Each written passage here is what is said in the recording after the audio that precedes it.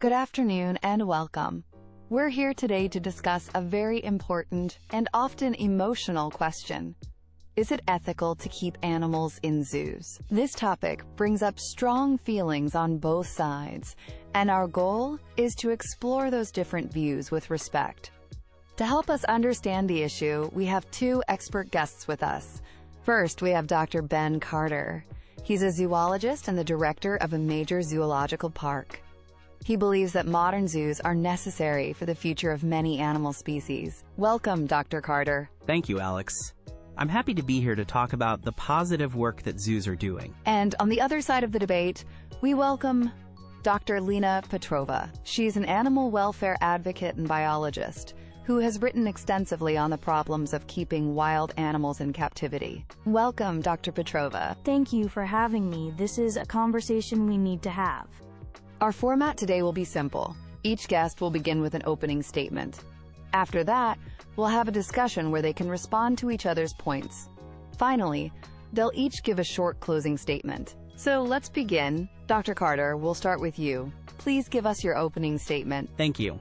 I want to start by saying that the zoos of today are not the zoos of 50 years ago. The image of sad animals in small, concrete cages is an old one, and it's not accurate for accredited modern institutions. Modern zoos have three very important jobs: conservation, education, and research. These three things work together to protect animals, not harm them. Let's talk about conservation first, because it's the most critical. Many species are in danger of disappearing forever, because their homes in the wild are being destroyed. Good zoos run special breeding programs that act as a, quote, safety net for these animals. Think about the Arabian oryx. This animal was completely extinct in the wild. It only survived because a few were protected in a zoo. Through a careful breeding program, their numbers grew, and they were eventually released back into their natural habitat. This is a huge success story. We've seen similar successes with the California condor and the Przewalski's horse. Without zoos, these species would be gone forever. These programs are our last hope for hundreds of animals. Next, there's education. You can watch a nature documentary on TV, and that's great. But it doesn't compare to the experience of standing a few feet away from a 400-pound gorilla or hearing a lion roar. That personal connection is powerful. It makes people, especially children, care about animals and want to protect them. Zoos inspire the next generation of conservationists, and they provide valuable information to millions of visitors each year. Finally, there's research. It's very difficult and sometimes dangerous to study animals in the wild. In zoos, we can study animal biology, health, and behavior in a safe and controlled environment. The knowledge we gain helps us take better care of the animals in our zoos, and also helps us develop strategies to protect their cousins in the wild. So when you look at the complete picture, you see that modern zoos are not prisons. They're essential centers for conservation and learning. Thank you, Dr. Carter. A very clear argument for the role of modern zoos. Now, we'll turn to Dr. Lena Petrova for her opening statement. Dr. Petrova, what's your perspective? Thank you. I agree with Dr. Carter on one point. The zoos of today are different from the old ones. They have better marketing. But the fundamental problem is still the same. The basic idea of taking a wild animal, which has evolved over millions of years to live in a specific, large, and complex environment, and putting it in a small enclosure for its entire life is, in my view, fundamentally wrong.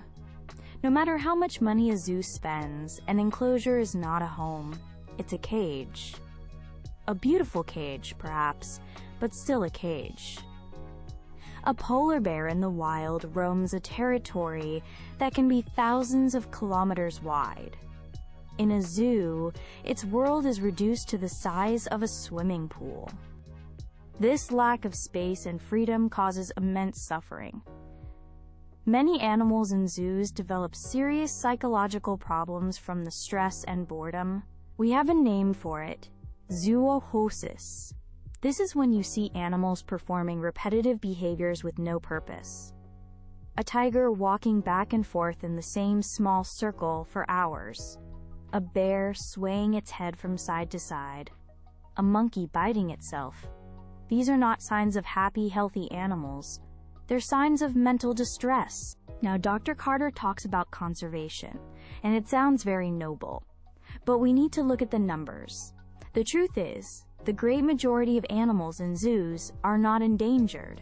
They're popular animals like lions, giraffes, and penguins that attract visitors and sell tickets. And the breeding programs he mentioned?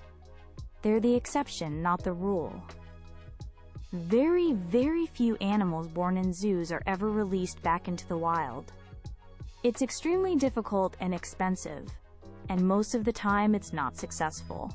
So most of the quote surplus animals born in zoos are just traded to other zoos to be put on display. True conservation is not about keeping animals in cages in cities. It's about protecting their natural homes, the forests, the oceans, the grasslands. Finally, I want to challenge the idea of education. What lesson do zoos really teach? They teach a dangerous lesson. They teach us that humans have the right to dominate and control nature for our own entertainment and curiosity. They teach children that an animal's purpose is to sit there and be looked at by us. This is the opposite of the respect for nature that we should be teaching. It's a lesson in human arrogance, and it does more harm than good. Thank you, Dr. Petrova. You've raised some very challenging points. Now we can move into our discussion. I'd like to start with a question for you, Dr. Petrova. Dr. Carter made a strong case for the educational role of zoos. Isn't it a good thing for children to connect with real, living animals? Can a documentary really replace that powerful experience? I understand why people think that. The idea of a child's eyes lighting up when they see a real elephant is a lovely image, but we have to ask what they're really learning from that experience. They're seeing an animal that's not behaving naturally. A lion in a zoo is not hunting. A dolphin in a tank is not swimming for miles in the ocean. They're seeing a shadow of a real animal, a zoo animal whose behavior is shaped by its captivity. The education it provides is false.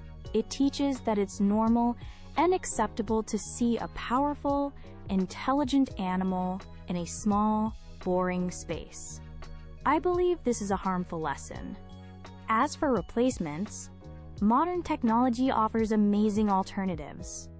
High-quality nature documentaries, filmed with incredible cameras, show us animals in their natural habitats, behaving in natural ways. We can learn far more about a real tiger from a good film than from watching a bored tiger in a cage. Virtual and augmented reality can create even more immersive experiences without harming a single animal. The idea that the only way to care about nature is to see it behind bars is simply not true. Dr. Carter, would you like to respond to that? I would. I respect Dr. Petrova's opinion, but I must completely disagree. A screen is a screen. A virtual experience is just that. Virtual. It's not real. There's a fundamental difference between watching a video of a storm and feeling the rain on your face. That emotional connection, that feeling of awe when you see the size of an elephant or the beauty of a snow leopard, is a real, physical, and emotional event. It stays with you for life. I became a zoologist because my parents took me to a zoo as a child. That passion is what drives real action. The people who visit our zoos are the same people who donate to conservation charities and vote for politicians who support protecting wild spaces. The zoo is the starting point for that journey. To say it teaches a bad lesson is, I think, unfair. It teaches that humans have a responsibility to care for these animals, and that we're actively working to save them from extinction. Let me turn to you, Dr. Carter. Dr. Petrova spoke very powerfully about zoochosis and the psychological suffering of animals. How do good zoos address this problem? Can an animal truly be happy in an enclosure? That's an excellent and very important question. Animal welfare is the absolute top priority for any accredited zoo. We're not just zookeepers, we're animal care specialists. And we're very aware of the psychological needs of our animals. The key to preventing the kind of stress Dr. Petrova mentioned is, quote, enrichment. This is a science in itself. Enrichment means we're constantly finding ways to make the animals' lives interesting and challenging, to encourage their natural behaviors. For example, instead of just giving a tiger its food in a bowl, we might hide it in different places, so the tiger has to use its sense of smell and its intelligence to hunt for its meal. We give our monkeys complex puzzle feeders that they have to solve to get a treat. We introduce new smells, new objects, and new sounds into their environment. We change the physical layout of their enclosures. Our teams of veterinarians and behaviorists monitor each animal every single day. We watch for any signs of stress or boredom, and we act immediately to change their routine. It's a constant, dedicated effort to ensure the animals are not just physically healthy, but mentally healthy as well. It's not a simple cage. It's a carefully managed habitat. Dr. Petrova, your response. Enrichment is a nice word for a sad reality. It's like giving a prisoner in a small cell a book to read. Does it make their day a little less boring? Perhaps. Does it change the fact that they're in prison? Absolutely not. Hiding food for a tiger is not hunting. Solving a puzzle is not the same as foraging in a complex forest environment. These are small, artificial solutions to a massive, fundamental problem: the complete loss of freedom and control over one's own life. An animal in the wild makes thousands of choices every single day. Where to go, what to eat, who to mate with, how to avoid danger. An animal in a zoo makes 0 choices. Its entire life is managed by humans. Enrichment does not give back that freedom, it's a distraction. It might reduce the most obvious signs of suffering, like pacing back and forth, but the underlying problem of captivity remains. It's a small bandage on a very deep wound. If zoos are closed, Dr. Petrova, what should happen to the thousands of animals currently living in them? Many cannot be released into the wild. That's a fair and difficult question. We cannot simply open the cages tomorrow. It would have to be a slow, carefully planned process. The breeding of animals that are not endangered should stop immediately. For the animals that currently exist, the focus must shift entirely to their welfare. They should be moved to larger, more natural spaces.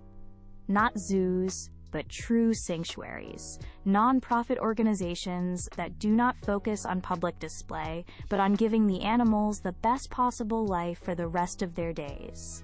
The money that's currently spent on building new exhibits for visitors should be redirected to funding these sanctuaries and, most importantly, to protecting habitats in the wild. That's where our resources should go. We're nearing the end of our time. I'd like to ask each of you for a brief closing statement. Dr. Petrova, let's begin with you. Zoos ask us to accept that the goals of conservation and education are important enough to justify keeping intelligent, wild animals in confinement for their entire lives. I believe this is ethically wrong. The suffering of the individual animal, the boredom, the stress, the loss of all natural behavior is too high a price to pay. We must be better. We must focus our energy and our money on the real solution, protecting the world's wild places for the animals who call them home. Thank you, Dr. Petrova. And Dr. Carter, your final thoughts. In an ideal world, we wouldn't need zoos. But we don't live in an ideal world. We live in a world where animal habitats are disappearing at a terrifying speed. In this world, modern, accredited zoos are a force for good. They're an ark, protecting the last members of certain species. They're a classroom, inspiring millions of people to care about our planet. And they're a laboratory, helping us learn how to save wildlife. To close them would be to give up on hundreds of species and to lose one of our most powerful tools for connecting people with nature. Thank you, Dr. Carter, and thank you, Dr. Petrova, for this thoughtful and important discussion. We've heard powerful and convincing arguments from both sides today. The question of zoos is complex, and there are no easy answers. We hope this conversation has given you, our audience, a lot to think about. Thank you for joining us. Good afternoon.